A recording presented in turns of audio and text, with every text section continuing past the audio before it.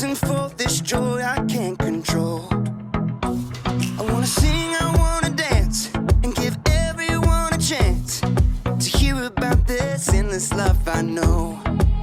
Oh, what you give to me is not for me to keep, it's for the world to see your love. Every day you're giving me your kindness, every day you're giving me your love. Oh, with every single breath I am reminded that what you give is more than enough. So I'll give a little kindness, give a little kindness, give a little love away. Give a little kindness, give a little kindness, give a little love away.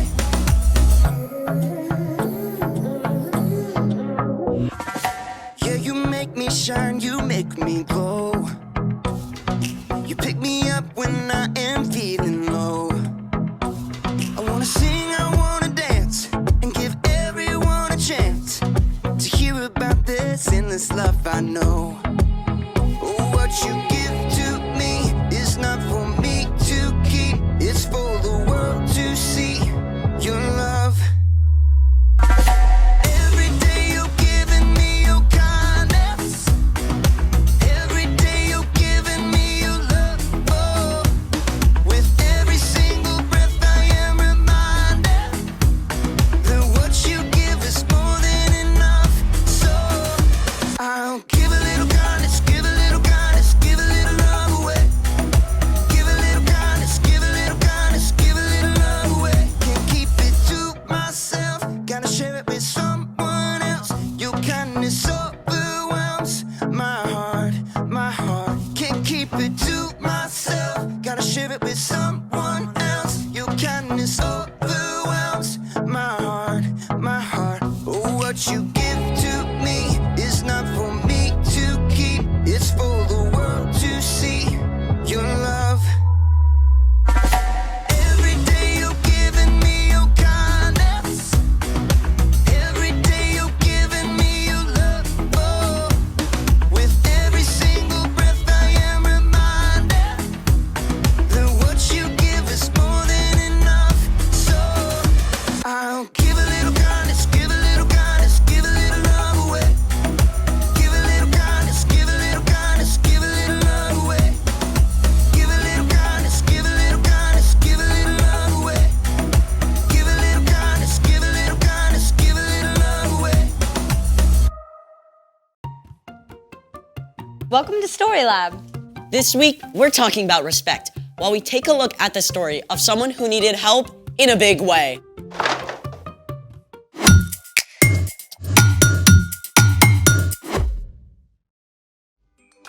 Hey, I'm Skylar. And I'm Sebastian, We're talking about respect.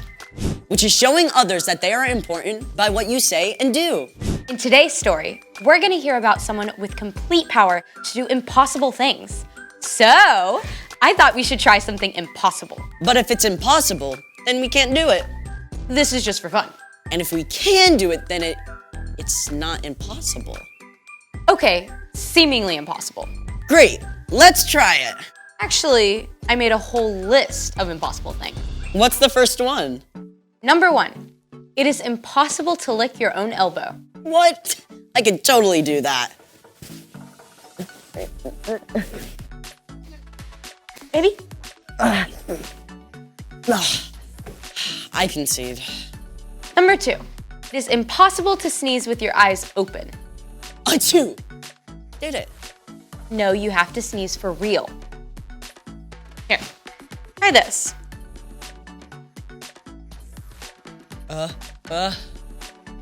I too did it. Still fake. You try. Eyes closed. I need a tissue. Number 3, it is impossible to fold a paper in half more than 8 times. What if it's a really big paper? Okay, all right. Let's go from that side to that side. Go, go, go. Okay, I'll stay on this side and then we'll come together. Get over there. Yeah, that side, that side. Okay. Okay. Ready? 1. Okay. Okay, this is 1. Remember, keep 1. track. Is it Got it. straight? Fold it. Let's fold it down.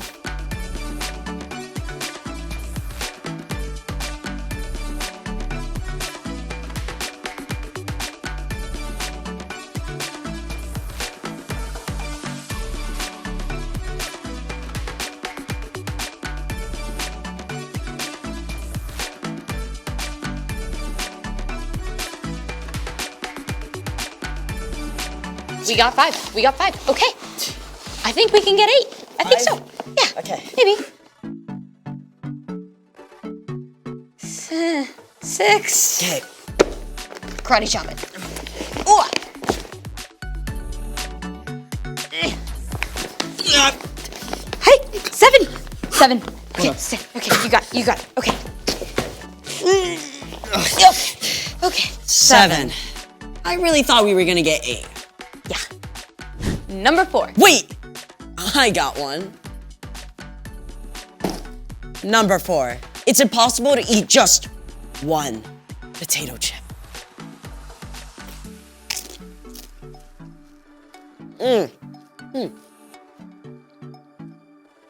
Delicious. See? Just because you have 0 self-control doesn't mean it's impossible. I can totally eat just one chip. Here. These aren't even really that great. I mean, they're not even potato. They're like mushed corn, rice, and chemicals all toasted up and sampled out. Just tricking our brains into thinking they're salty, crispy potato.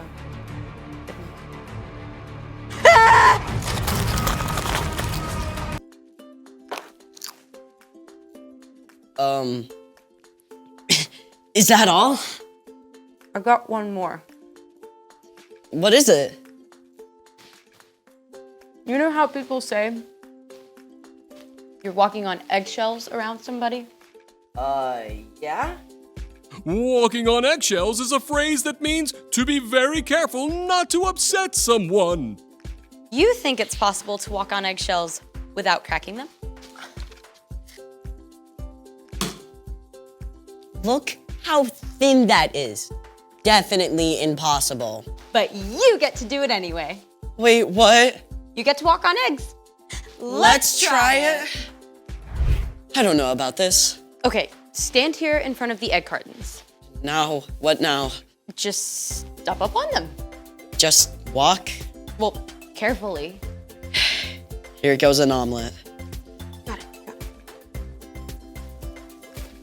The curved arch of the eggshell distributes pressure evenly all over the egg rather than concentrating it on one point. That's why engineers even use arches in designing buildings and bridges.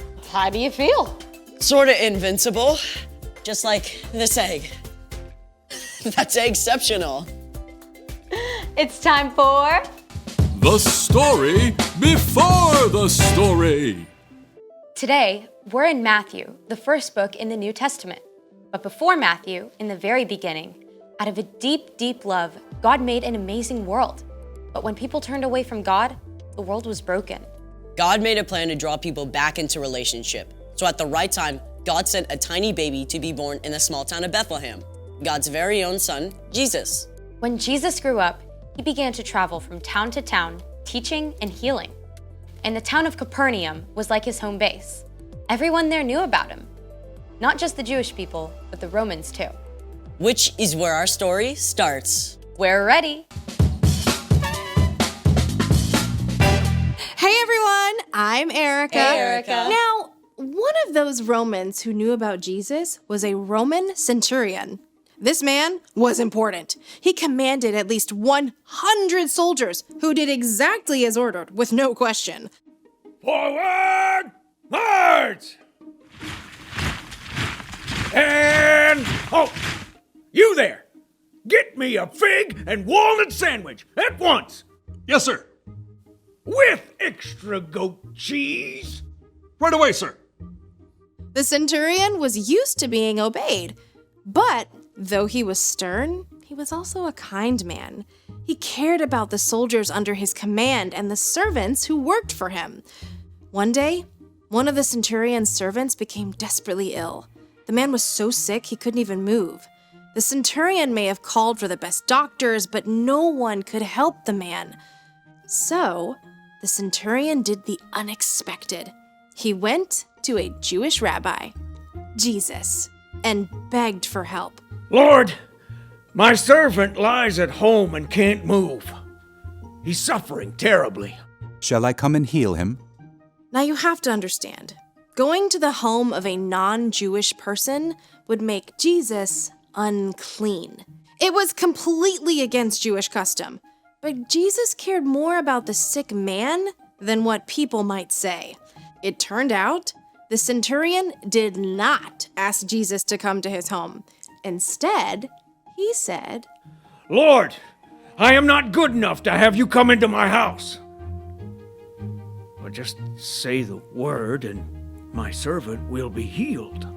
I myself am a man under authority. And I have soldiers who obey my orders. I tell this one go and he goes. I tell that one come and he comes. The centurion knew exactly how true authority works. He knew that when he gave a command, he spoke with the power of the Roman emperor, and it would be carried out instantly. And he believed that Jesus' power and authority were so great that all Jesus had to do was speak a word from anywhere, and the servant would be healed. And you know what? The centurion was right. Jesus turned to the crowd around him and said, What I'm about to tell you is true. In Israel, I have not found anyone whose faith is so strong. Jesus made it clear that anyone who has faith can be a part of God's kingdom, not just people who come from the right background. Then, Jesus turned to the centurion and spoke the very word the man had hoped to hear. Go. It will be done just as you believed it would. Filled with joy, the centurion raced home, and sure enough, his servant ran out to greet him completely whole and healed, just as Jesus had said. The end. Wow, I mean, like, remote control healing? The centurion really got it. He had respect for Jesus as the final authority. So, what's our part in the story? Well, like we've seen, God can do the impossible with a single word. God is all-powerful and all-loving. That means God deserves our ultimate respect. God is most important. Our lives are full of all kinds of things, good things, but our time and attention should go to God first. You can talk to God throughout the day. In the morning when you get up, Or when you're waiting for the bus or in the car, Or when you're at the lunch table or at dinner with your family. right before you're about to go to bed. No matter what you face, whether it's a friend who's sick or a tough math test, God is the one who can give you the strength and patience and peace you need to get through your day. when you make a habit of putting God first, you can do anything. I think you got it. I'll see y'all next time. Bye, Erica. So here's the thing. Remember, God is most important. Okay, I want to do the egg thing. Hey, don't you need to take off your shoes?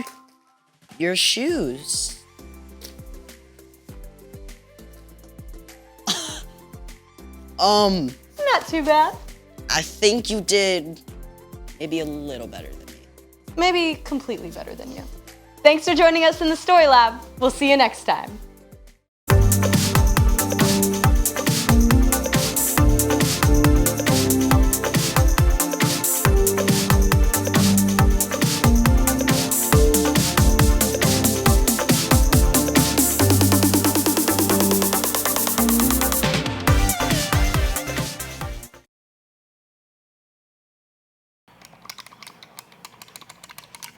Turn right. Continue forward with caution.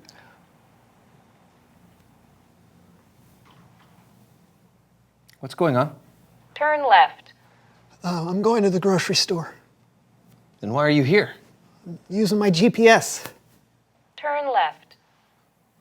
Turn left to pass in front of desk. Surely you could have started this in the car. Why would I do that? This thing does all of the stuff for you. I mean, this takes a load of effort off of my plate that I could use doing other things. Like what? I don't know, watch TV probably. Turn left. Turn left. Turn left. Rerouting. It doesn't even know where you're going. When has GPS ever steered you wrong? Literally a third of the time I use it. Turn right. Walk forward through the wall. Come on, I'll drive you to the store. No! I want to do this myself. With the GPS. With the GPS! I don't know what you expect to happen. I will reach my destination. Reaching destination. Come on, Brandon. You just have to accept the fact that...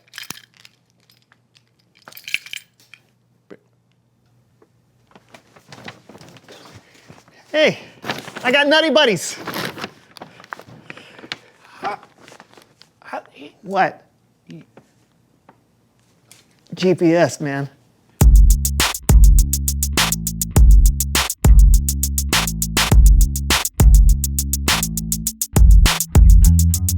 Yeah. I know. Oh, hello everyone, I'm John. And I'm Brandon. And this is the So-and-So Show. Oh, I'm sorry. Come Hold on. I know we're shooting. Sorry, Hold on 1 second, I'm sorry. Hello? Yes, this is he. What? You gotta be kidding me. Really? No, that's great to hear. Oh. Thank you so much. No, you won't regret this. That sounded like good news, huh? The best news you'll never guess. You won the lottery. Never. They're bringing back PB Crisps. Better. Oh. You are now looking at a brand new parking attendant. Wow. Oh, don't cry. Woo! Okay, this is what you were excited about? Of course. Ever since I was a young boy, I had one dream. To be a parking attendant? No, to dunk a basketball. Oh. But since I can't dunk a basketball, maybe I can tell basketball players where to park. I gotta go. Okay. No, wait, but the show. No, I'll be back. I'll be back.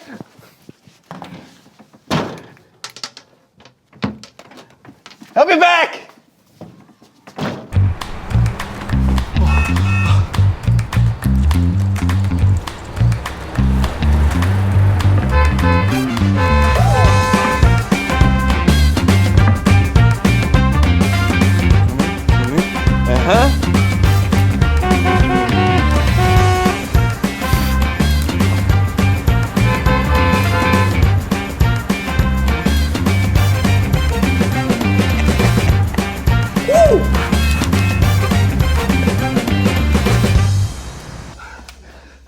Oh, good, you're back. I was just staring into the middle distance. How did it go?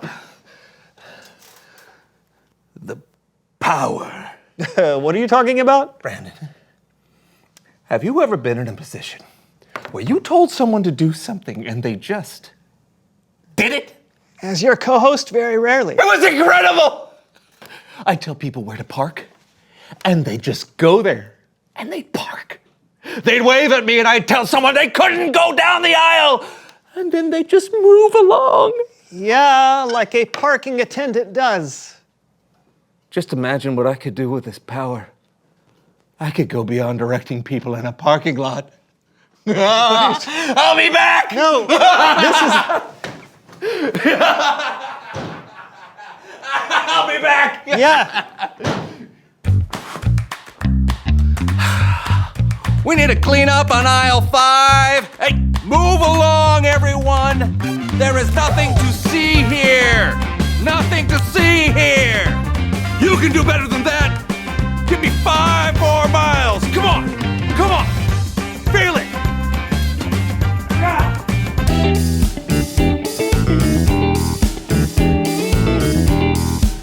You, stop boogieing. You're scaring everyone. You, more boogieing. Come on.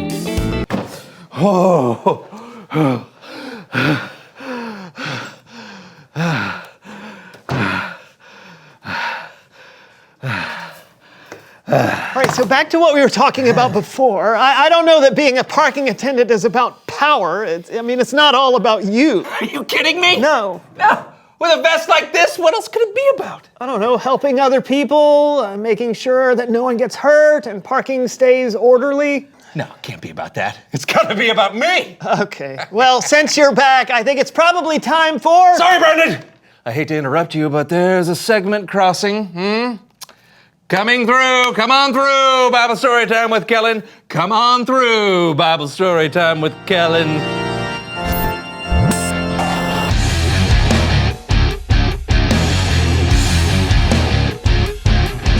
Hey guys, Hey, Kellen, like my new outfit? it's eye-catching. That's the idea. What's up this week, Kellen? Well, this week I actually need your help with something. Oh, what's that? You have to tell me who is the real deal. That's right. You two are the judging panel on our game show, The Real Deal, where we find out which of our contestants are fake and which one is the real deal. Let's introduce them right now. I am a Roman commander. I am a Roman commander. I am a Roman commander. That's right. One of these three is a Roman commander who had a very special interaction with Jesus that you can read all about in the book of Matthew, chapter 8. Judges, it is your job to identify which of these three is the real deal. Great. I'll go first, because I've got the special vest. Go. Okay. Roman commander number 1, where are you from? I am from Italy, but more specifically, latitude 41.902782 and longitude 12.496366. Roman commander number 3. California, my dude. And number 2? Rome. That's round one. So fellas, what do you think? Do you have a good idea of who the Roman commander is? I've got an inkling, but I'd love to hear a few more answers. Sounds good. Go ahead with your questions. Roman Commander 3, can you tell me a little about your experience meeting Jesus? Of course. It was extremely dope. I saw him at the mall. You saw Jesus at the mall. Totally. He was shopping for a new pair of shoes, sandals specifically, and at the Birkenstock store. And, he asked me my opinion, and I, told him the truth. They're the best in the biz. Roman Commander 2, what about you? We met in Capernaum. I heard he was going to be in town and I needed his help. When I found him, I said, "Lord, my servant lies at home and can't move. He is suffering terribly." What did Jesus say when you told him about your servant, Roman Commander 1? Oh, excellent question. He said, mix together 2 cups of vinegar with half a cup of honey and approximately 1/4 teaspoon of cayenne pepper, and my servant would be as good as new. Yeah. No, that's not what Jesus said. When I told him my servant was sick, he said, "Shall I come and heal him?" Which really took me by surprise. Why would it? Well, what you would know if you were the Roman commander is that Jesus, as a Jewish person, wasn't supposed to enter the home of anyone who wasn't Jewish. Right. But Jesus showed how much he cared for my servant, even though he had never met him. So, did Jesus come to your house? Roman Commander 3? Totally. We played Subway Surfer for hours. Dude's got some serious skills. Actually, I'm sorry. That's not what happened. Here's the truth. When Jesus said he would heal my servant, I knew 2 things. 1, I was not worthy to have this man under my roof. His spirit of giving was incredible. And 2, he didn't even need to be under my roof. All he had to do was say my servant was healed, and it would be done. Excuse me, but what you're talking about isn't scientifically possible. Well, not possible for most people, yes. But Jesus. Listen, I'm in charge of people, Soldiers obey my orders. I tell one go, and he goes. I tell that one, come, and he comes. But Jesus' power is so much greater than mine. His word travels farther and faster than mine could ever. What happened next? Well, that's what I told Jesus. I told him I knew all he had to do was say the word. And when he heard this, he was amazed.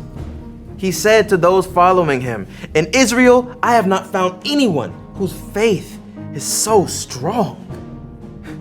He said that about me. Wow, what a compliment. Oh, number 3, you're supposed to still be pretending. Oh, sorry. Totally. I remember this happening. Continue, number 2. Well, after that, Jesus told me to return home. It would happen as I believed it would. And when I got home, my servant was healed, just like Jesus said.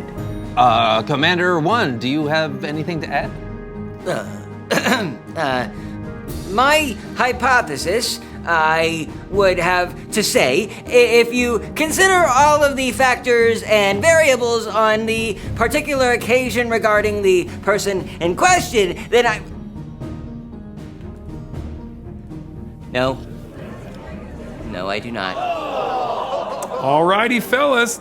Are you ready to make your final decision?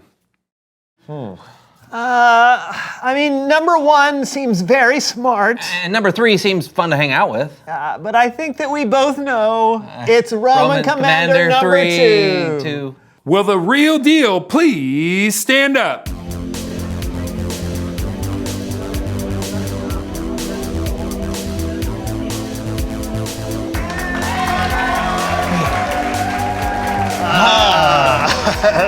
Thank you all for letting me share my story. The pleasure was all ours.